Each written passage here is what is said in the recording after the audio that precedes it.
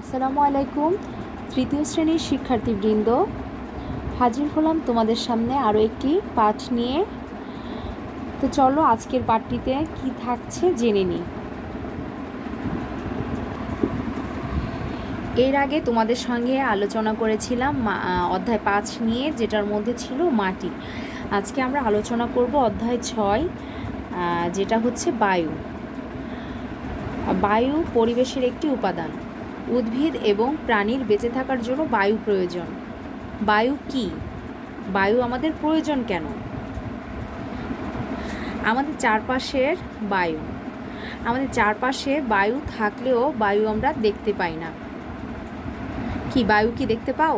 যখন ফ্যান ছাড়ো, তুমি কি করছো? গরম লাগছে, তুমি ফ্যানটা ছাড়ছো, কেমন? তো ছাড়ার পরে ঠিকই বাতাস পাচ্ছ, কিন্তু তুমি কি কখনো বাতাস কি দেখতে পাচ্ছ বলো? বাতাস আসলে দেখা যায় না। এটাকে কি করতে হয়? এটাকে সাধারণত অনুভব করতে হয়। তো এখানে বায়ুর উপস্থিতি অনুভব করা, তো তোমরা এটি একটু পড়ে নিবে আর চিত্রর সঙ্গে একটু মিলিয়ে নেবে, কেমন? তো চলো আমরা পরের কী দেওয়া আছে সেটা একটু পড়ে নিই। আসলে আমাদের একটা অধ্যায় পড়া আসলে এটা সময় সাপেক্ষ, তো আমি মূল অংশগুলো পড়ার চেষ্টা করব, আর পাশাপাশি তোমরা বাসায় যখন এটা পড়বে সম্পূর্ণ ভালোভাবে পড়ার চেষ্টা করবে। তো চলো দেখি কি আছে। আমরা বায়ু দেখতে পাই না, কিন্তু বাতাসে ফুলানো ব্যাগ ছোড়াছুড়ি করে, চাপ দিয়ে এবং নেড়ে বায়ু যে আছে তা অনুভব করতে পারি। পানির ভেতরে ব্যাগ থেকে বায়ু ছেড়ে দিলে বুদবুদ হয়ে উপরে উঠে আসে। হাত পাখা ব্যবহার করে আমরা বায়ুর উপস্থিতি অনুভব করি। আমরা জানি আমাদের চারপাশে বায়ু আছে, কারণ বাতাসে গাছের ডালপালা ও পাতা নড়ে। আর কোনো অবস্থায় আমরা বুঝতে পারি আমাদের চারপাশে বায়ু আছে। কোন অবস্থায় আমরা বুঝতে পারি আমাদের চারপাশে বায়ু আছে? আচ্ছা, তো এখানে তোমরা 3টা ছবি দেখছো, তাই না? তো দেখো এখানে প্রথম একটা ছবিতে আছে, সেটা হচ্ছে আমরা বুদবুদের মধ্যে বায়ু খুঁজে পাই। অর্থাৎ একটা ব্যাগ নেওয়া হয়েছে, যেটার মধ্যে কি করা হচ্ছে, বায়ুটা আমরা কি করছি, হাত দিয়ে এভাবে চাপ দেওয়ার কারণে সেখানে কি করছে, বুদবুদ আওয়াজ হচ্ছে। তার মানে অবশ্যই সেখানে কি ছিল, বায়ু ছিল। এরপর দেখো কি আছে, সাইকেল চালানো। সাইকেলটা চালাচ্ছে একটা মেয়ে, দেখো ওর সঙ্গে কি হচ্ছে, ও সাইকেল চালানোর সঙ্গে সঙ্গে চুলগুলো উড়ছে। তার মানে কি এখানে কি বাতাসেও চুলগুলো উড়ছে, তার মানে এখানেও কি ছিল, বায়ু ছিল। এরপরে দেখো কি দেওয়া আছে, হাত পাখার বাতাসে কাগজের টুকরাগুলো উড়ছে, তার মানে সেখানেও কি ছিল, বায়ু ছিল। তো চলো বায়ুর গুরুত্ব নিয়ে একটু আলোচনা করি। বায়ু সবখানেই আছে। উদ্ভিদ খাদ্য তৈরিতে বায়ু ব্যবহার করে। মানুষ সহ সকল প্রাণী ও উদ্ভিদ শ্বাসকার্যে বায়ু ব্যবহার করে। এভাবে জীবদের বেঁচে থাকার জন্য বায়ু খুবই প্রয়োজন। আচ্ছা, তুমি যে এই যে শ্বাস প্রশ্বাস বা শ্বাস গ্রহণ করছো, এই ক্ষেত্রে কি হচ্ছে বলো তো? এই ক্ষেত্রে তুমি কি শ্বাসটাকে যে গ্রহণ করছো, এটা কি তুমি এমনি গ্রহণ করছো? এক্ষেত্রে তোমাকে কি করতে হচ্ছে, অক্সিজেনের সাহায্য নিতে হচ্ছে। আর সেটা কোথা থেকে পাচ্ছি আমরা? বায়ুর মাধ্যমে পাচ্ছি। আচ্ছা, এরপরে দেখি কি আছে, বায়ুর ব্যবহার। মানুষ বিভিন্নভাবে বায়ু ব্যবহার করে। সাইকেল ও গাড়ির চাকায় বায়ু ব্যবহার করা হয়। নৌকা পালে বাতাস ব্যবহার করে পানিতে চলাচল করে। গরম লাগলে বায়ুর সাহায্যে আমরা শরীর ঠান্ডা করি। বায়ু প্রবাহ উইন্ডমিলের চাকা ঘুরিয়ে বিদ্যুৎ তৈরিতে সহায়তা করে। দেখো এখানে কয়েকটি ছবি দেওয়া আছে। এখানে একটা গাড়ির চাকা আছে, যেটা কি করা হয়, বায়ু ব্যবহার করা হয়। এরপরে এই যে নৌকাটা যাচ্ছে, নৌকায় কি দেওয়া আছে, পাল। আর এই পালটা কি করা হচ্ছে, পাল দেওয়ার কারণে এখানে কি বাতাসের সাহায্যে এগিয়ে যাবে নৌকাটি, তাই না? আর এরপরে দেখো কি দেওয়া আছে, উইন্ডমিল। উইন্ডমিলটা হচ্ছে আমাদের বিদ্যুৎ তৈরিতে সহায়তা করে।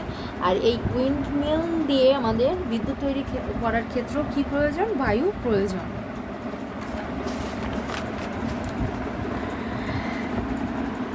দেখো এখানে কি দেওয়া আছে, বায়ুর উপাদান।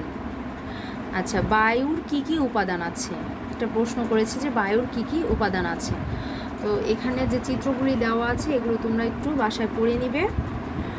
আমি পাশের পৃষ্ঠায় যাচ্ছি। চলো ওখানে কি আলোচনা করা আছে একটু দেখে নিই।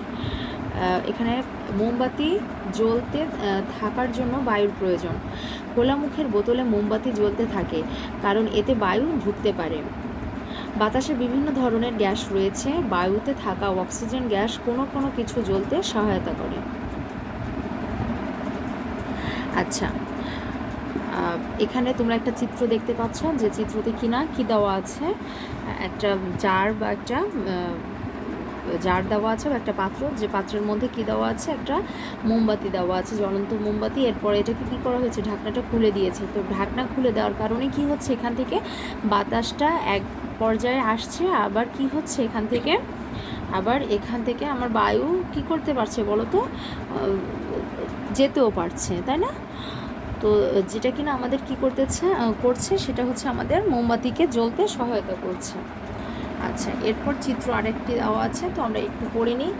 বন্ধ মুখের বোতলে মোমবাতি নিভে যায় কারণ বোতলের বায়ুর অক্সিজেন মোমবাতি জ্বালাতে ফুরিয়ে যায়। বোতলের ভেতরে বাতাসে তখন আর একটি গ্যাসের পরিমাণ বেড়ে যায়, তাকে বলে carbon die oxide. Carbon die oxide কোনো কিছু জ্বলতে সহায়তা করে না। বায়ুতে বিভিন্ন গ্যাস যেমন nitrogen, oxygen, carbon die oxide, জলীয় বাষ্প ইত্যাদি থাকে।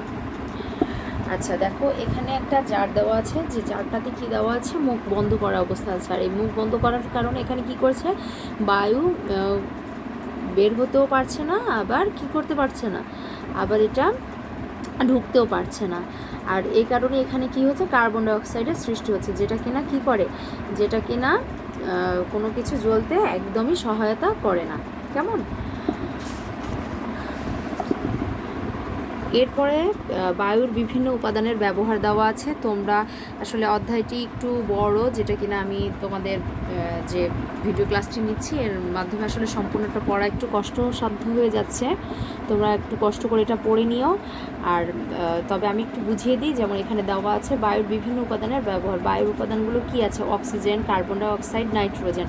আচ্ছা, অক্সিজেনটা হচ্ছে কোনটা, যেটা আমাদের বেঁচে থাকার জন্য খুবই প্রয়োজন, কারণ উদ্ভিদ, প্রাণী এরা আসলে বেঁচে থাকে এই অক্সিজেন গ্রহণ করে। আর তাছাড়াও হাঁপানি বা শ্বাসকষ্টের রোগীদের সরাসরি কী করতে হয়, তখন তাদেরকে আবার অক্সিজেনও দিতে হয়। তোমরা এখানে পাশের চিত্রটি দেখতে পাচ্ছ। আচ্ছা, এরপরে যেটা দেওয়া আছে পাশের চিত্রে দেখতে পাচ্ছ, কোমল পানীয় এবং আগুন নেভানো। আচ্ছা, কোমল পানীয় কি, একটা কোল্ড ড্রিঙ্কস দেওয়া আছে। আর এই কোল্ড ড্রিঙ্কসের মধ্যে কি থাকছে, কার্বন ডাই অক্সাইড। এছাড়াও আছে কি, আগুন নেভানো।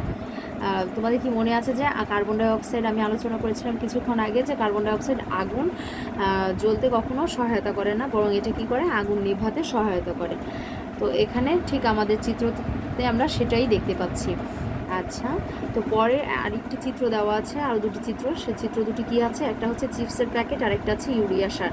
আচ্ছা, এই যে তোমরা যে চিপসগুলো খাও, এই চিপসের প্যাকেটে কী থাকে বলো তো, নাইট্রোজেন থাকে, তাই না? তো এই নাইট্রোজেনটা হচ্ছে কি করে, এছাড়াও বৈদ্যুতিক বাতির বাল্ব, তারপরে এই যে ইউরিয়া সার, এগুলো কি থাকে, এগুলোর মধ্যে নাইট্রোজেনটা থাকে। আর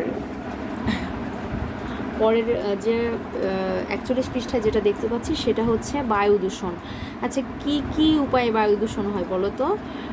বিভিন্ন গ্যাস, ধুলাবালি, তারপরে ধোঁয়া, দুর্গন্ধ ইত্যাদি থাকলে কি হয়, তখন আমাদের বায়ুটা দূষিত হয়, যেটা কিনা আমাদের কিসের জন্য, বায়ুর জন্য খুবই ক্ষতিকর, এবং এটার মানুষকেও কি করে তোলে, এক পর্যায়ে অসুস্থ করে তোলে। আর একজন মানুষকে সুস্থভাবে বেঁচে থাকতে হলে অবশ্যই তার জন্য সুস্থ বায়ু প্রয়োজন। কেমন? তো চলো, বায়ু দূষণের আর কারণ কি হতে পারে। বায়ুতে ক্ষতিকর জিনিস বিভিন্ন উৎস থেকে মেশে, যেমন কিভাবে মেশে, মোটর গাড়ি, কলকারখানার ধোঁয়া বায়ু দূষিত করে। এছাড়াও আগুনের ছাই, ধোঁয়া ও বায়ু দূষিত করে। সিগারেট খেলে নিজের স্বাস্থ্যের ক্ষতি হয়, এতে বায়ু দূষিত হয়। যেখানে সেখানে ময়লা আবর্জনা ফেলা এবং মলমূত্র ত্যাগ করলেও কী হয়, আমাদের বায়ু দূষিত হয়। আচ্ছা, তো বায়ু দূষণ প্রতিরোধ করার একটা উপায় আছে, বা কতগুলো উপায় আছে, সেগুলো হচ্ছে কিভাবে এই বায়ুকে থেকে কিভাবে মুক্ত করা যায় বা কিভাবে প্রতিরোধ করা যায়, চলো সে বিষয়টি নিয়ে একটু আলোচনা করি। মানুষ সহ অন্যান্য প্রাণী ও উদ্ভিদের দূষণমুক্ত বায়ু প্রয়োজন। বায়ু দূষণ প্রতিরোধ করে আমরা বায়ু পরিষ্কার রাখতে পারি। মোটর গাড়ির পরিবর্তে আমরা পায়ে হেঁটে অথবা সাইকেলে চলাচল করে বায়ু দূষণ রোধ করা যায়। ময়লা আবর্জনা নির্দিষ্ট স্থানে ফেলে বায়ু দূষণ কমানো যায়। গাড়ির কালো ধোঁয়া রোধ করে বায়ু দূষণ কমানো যায়। দেখো এখানে কি করছে স্টুডেন্ট বা শিক্ষার্থীরা, ওরা স্কুলে যাচ্ছে, কেউ একজনে যাচ্ছে পায়ে হেঁটে, একজনে যাচ্ছে কি সাইকেলে চড়ে, কারণ সাইকেলটিতে কি থাকে না, কালো ধোঁয়া থাকে না। তো এটা আমাদের আসলে পরিবেশের জন্য খুবই উপযোগী, আর যেটা কিনা আমাদের বায়ুকে কি করতে পারে, দূষণ থেকে রক্ষা করতে পারে। তো আমাদের আজকের যে রিডিংটি ছিল, রিডিং ষষ্ঠ অধ্যায়টি আসলে একটু মোটামুটি বড় অধ্যায় তোমাদের জন্য। তো এই অধ্যায়টি তোমরা যেটা করবে সেটা হচ্ছে বেশি বেশি করে রিডিং পড়বে। আর রিডিংয়ের আলোকে দেখো আমাদের এখানে অনুশীলনী থেকে কিছু শূন্যস্থান দেওয়া আছে, এই শূন্যস্থানগুলো পড়বে। আর পাশাপাশি রিডিং থেকে তো ইনশাল্লাহ শূন্যস্থান থাকবে, তোমরা রিডিংটা ভালো করে পড়লে তো শূন্যস্থানটাও আরও ভালো করে জানতে পারবে। আর অনুশীলনের শূন্যস্থান ছাড়াও তুমি 2 নংটা পড়বে, আর এখানে 4 নংটা থাকবে তোমাদের HW, আর 3 নংটা আমি নেক্সট ক্লাসে তোমাদের সঙ্গে আলোচনা করব। তো আজকে তোমাদের ক্লাসটি এতটুকুই। সবাই ভালো থেকো আর বেশি বেশি করে প্র্যাকটিস করবে এগুলো, কেমন? তো আল্লাহ হাফেজ।